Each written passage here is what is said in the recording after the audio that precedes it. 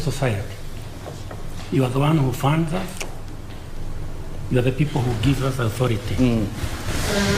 Now, the growth of the military is such that it infringes into the roles of the military, which are two of them. There is peacetime role, and there is austerity time roles where military will be involved in war. The peacetime role, military help in building institutions of the nation. That role is not known. We help in building even bridges we can. We have got engineers. We have got doctors who can treat people during peacetime. And this is very good for the country. The expansion in military, don't just only see it like expansion of people in the barracks. See it as expansion of the outside country in widening it. I think that role is not very clear to the civilians. They only see people in uniform, but that expansion is very big. Don't also forget that the military we have, like the ones you are seeing in TV in the uniform, they have to eat, drink, clothes, and everything. And these facilities are coming from our civil society, a lot of these things. So the growth of the military has got a positive output to the civilian society. Absolutely. Yes. Let's talk about modernization, Colonel, because President Uhuru Kenyatta has been very keen on modernizing the Kenya Defense Forces, not just in terms of warfare or response to security threats, but equally even in terms of your response to other needs in the country. I was shocked the other day, the CDF was telling me that the KDF now plans to even open a construction company, and the speed with which the military can construct roads probably cannot be compared to any other. Talk about modernization and the legacy of President Kenyatta. Thank you very much again. And you know, to talk about modernization, it can take a very long time.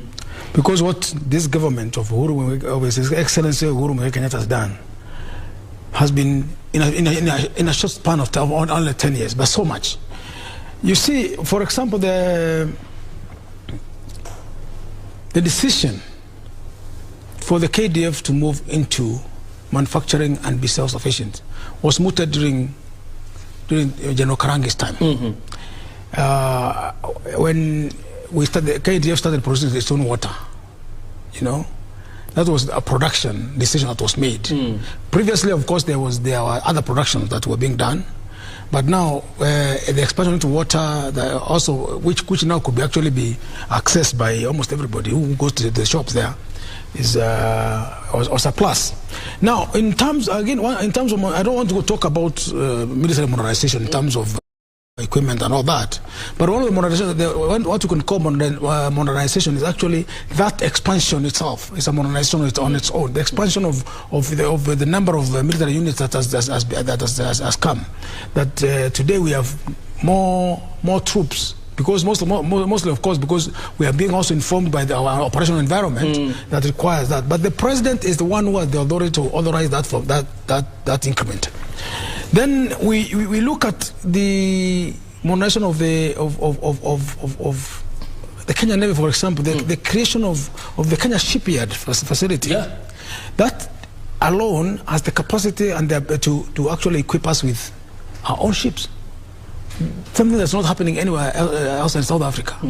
So this is that kind of modernization has really helped the KDF. Take, for example, the takeover of ailing manufacturing institution like the Kenya Meat Commission.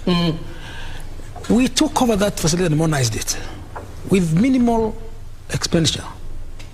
Again, using if we may quote you could use your quote from General Kebochi, the speed with which we can do things. Is astonishing. Why? Because of the discipline that obtains in the KDF. The KDF has a discipline ethos that is difficult to match. When a job is given out, it is conducted like a precise military operation. Things are done in a certain way that will always produce results. So the takeover of these institutions and the proposed establishment of a construction company can prove a game changer in service delivery to the people of this country. Not only the KDF, the people of this country, because if you look at what has been happening around, and may refer to what Major said, there's been a lot of construction of especially roads and that infrastructure. In construction of that infrastructure, we have tended to depend heavily on external service providers, whereas the same capacity is inherent within the KDF, and whatever little is lacking can quickly be acquired through focused training. So to modernize infrastructure and all that is one thing, but there's something else you may not notice: the modernization of thinking and knowledge in the KDF. The knowledge improvement in the KDF is enormous. When I joined the KDF, all you were required is over Form 4 Division 1 or Division 2. And you join as a cadet officer, your grades are good. You're good in English, geography, mathematics, and all those. You have got a good grade. The Air Force used to say Division 1. And it's like saying, we want guys with the AA minus to join the Air Force, B plus and above to join the rest. But now, the thing is, the level of knowledge was not that wide because you tend to be restricted to your area, your career. What exactly are you? What are you trained to do? That's what you do. The army would channel you towards also your career. If you're an infantry soldier, you would just remain an infantry and rise in the ranks as an infantryman. But today, you realize that we in the KDF have very many schools. The school environment has really improved. The Kenya Defense Forces, the KDF Act allows for establishment of those schools. And schools have been established. One of them is School of Music at Langata. Yeah. That School of Music. The one inaugurated by the president. Exactly. That's a modernization of on its own. Then the transformation of the higher institution of learning into the National Defense University, which was also given a charter by the president. So we have all those institutions that now are there to grow the intellectual competence of the serviceman and the officer. You'll be surprised that today, whereas initially the soldiers were not highly educated soldiers, and I'm not talking about commissioned officers. I'm talking about non-commissioned officers. They were not highly educated, but today, I was very shocked when I went I'm still studying myself. And when I went to check on my supervisor at the Kenyatta University, I found one of my former warrant officers. He said, a doctor there, it's a PhD holder there. He's teaching the school that I'm in. And he's the one who's now reviewing my work. So what we are saying is that the level of knowledge explosion in the KDF and in the last 10 years that His Excellency Uhuru Kenyatta has been in power is astonishing. People no longer go to cadet school and come out with just a certificate. They come out with bachelor's degrees. Right. So the modernization has been across board. Let's just listen into this choir a bit, and of course when we come back, talk about the military's involvement in the running of public institutions. And you alluded to that already.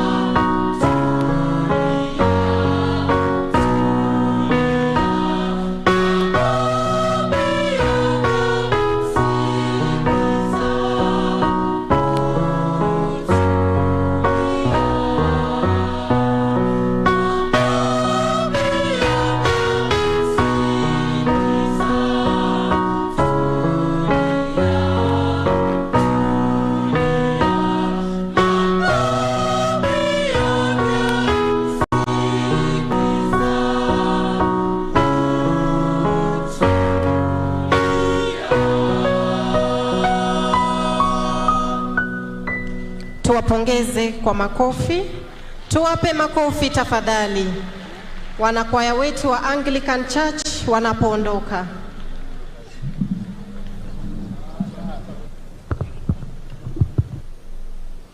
Your attention please. Your attention please.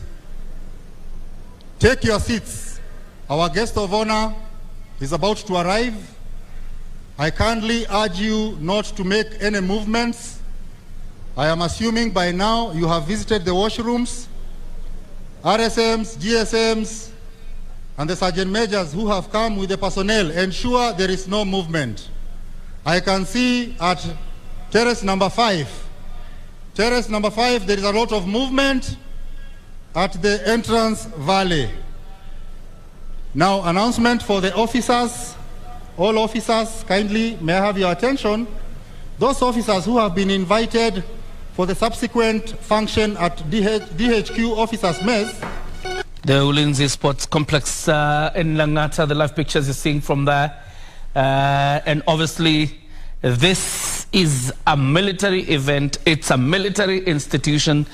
And therefore, that means also if you're going to make way here, and I think it is not available to the members of the public, if you're going to be there, you obviously are going to follow military protocols. And that is just what the MC is emphasizing there. And of course, we are being told any moment from now, the chief guest, President Uhuru Kenyatta,